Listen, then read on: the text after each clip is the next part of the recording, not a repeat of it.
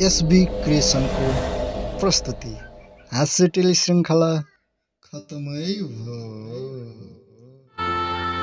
शान्ति छैन देशमा, चिन्ता जाग्यो मनमा, राजनीतिले डुबाइसके हाम्रो देश। नेता जति सबै बाँदरको भेष, जनता जति सबै यहाँ कुकुरको भेष। देश बेची खाने कस्तो उनको सोच, मरे नि हुन्छ अब देशलाई भयो बोझ। विकासको नाममा आफ्नो भुँडी भर्ने, खाडीका ती युवाहरू दिनको दिन मर्ने।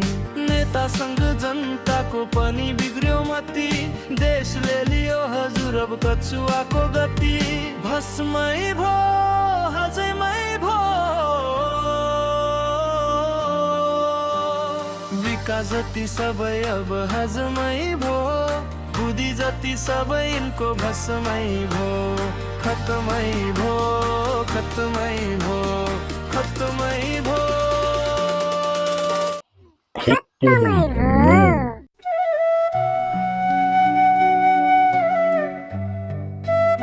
र तल शारदा अनि माथि सल्लाहको सल्लेरी स्पेसल गाउँ स्वर्ग जस्तै छ है, चिटिक्क परेको गाउँ। यो गाउँको नाउँ चाहिँ भेडीचौर। यो भेडीचौरमा चाहिँ हामीसँग हुनुभएका पात्रहरूलाई चाहिँ हामीले सिरियलमा उतारेका छौँ। खतमै भयो भन्ने सिरियल जुन हजुरहरूले हेर्दै हुनुहुन्छ, यो सिरियललाई सपोर्ट गर्नुहोस्, लाइक गर्नुहोस्, कमेन्ट गर्नुहोस्, सब्सक्राइब गर्नुहोस्, सबै माझ पुर्याउनुहोस्। धन्यवाद।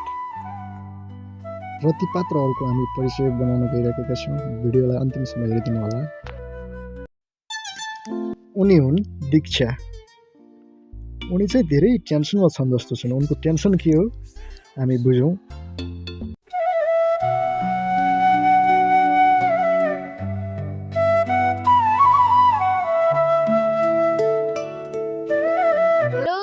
दीक्षा भन त, यो के अरे असुरा खोज्न आएको, असुरा तल माथि पनि कहीँ रहेनछन्। उनी हुन् सन्ध्या।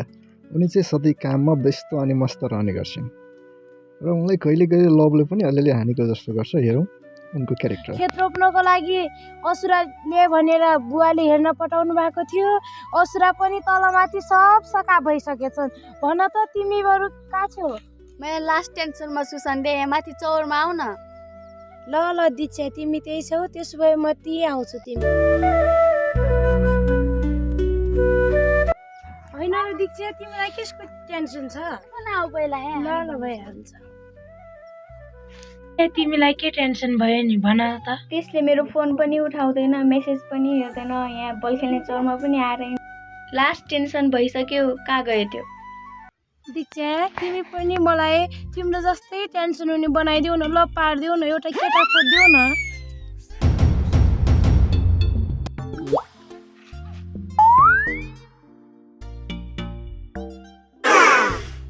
तिमीलाई बोयफ्रेन्ड चाहियो? तिम्रो बोयफ्रेन्ड हुन्छ भने मेरो बोयफ्रेन्ड हुन सक्दैन र दीक्षा? अरूको लागि भ्याए त बनाउन सक्थे सन्ध्या, तिम्रो लागि त सक्दिनँ म। यही कारणले गर्दा त तिम्रो बोयफ्रेन्डले फोन उठाउँदैन, एसएमएस पनि गर्दैन। ए रुक न सन्ध्या, रुक मलाई हो।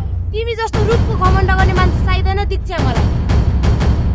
एक त यहाँ टेन्सन थियो, झन् साथी आएर झन् टेन्सन गराइदिए। खत्तमै भयो।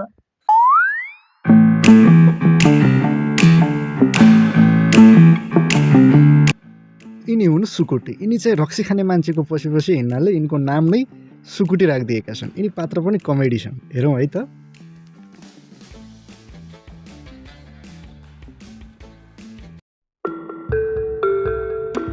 यिनी हुन् होते र घैँटे। हेर्दा ट्याफर झ्याफर देखे पनि यिनी पात्रहरू पनि रमाइला छन्। यिनी पात्रहरूलाई पनि हेरौँ है त।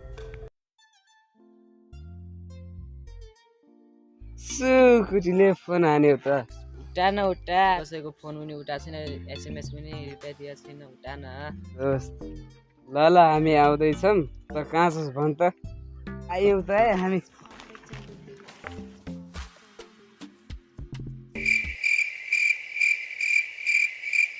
र यिनी हुन् घोप्टे।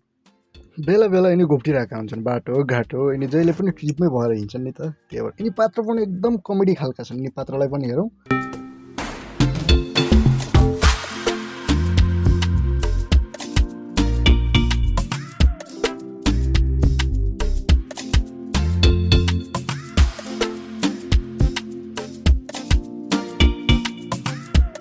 ए बाउ छिटो आऊ।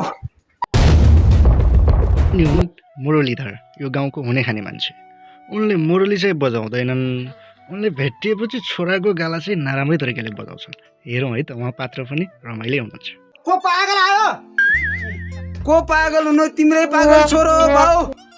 ल के दशा बनाएको छ तिमीले यस्तो? यो छोरा पाउने अब नि कल्याण हुने रहन्छ। हे दैव, धेरै दैव सेवा नभन बाउ। 100 रुपियाँले ट्रिप पुगेन छोरालाई। आफूले पैसा कमाएर बाला दिने बेला क्या को सही ल्याऊ। अझै पैसा चाहियो तँलाई? ट्रिपै पुगेको छैन बाउ, अझै चाहियो के? दुनियाँले छोरो छोरो भन्छ, छोरा हरिबिजक यस्तो छ। हे प्रभु, खाने भएस तिरे भने ल ल्याउनुस् बाउ कसको 100 रुपियाँ भए पनि दिइहाले नि। ल थ्याङ्क यू बाबा है, थ्याङ्क यू बाबा। म चाहिँ लाग्यो अब भट्टीतिर साँझ भेटौँला है, नभेटे पछि भेटौँला। जान त जा अहिले त। अहिले साँझ टाइममा घर आयो तेरा खुट्टा बाज्ने के आउँछु म अहिले।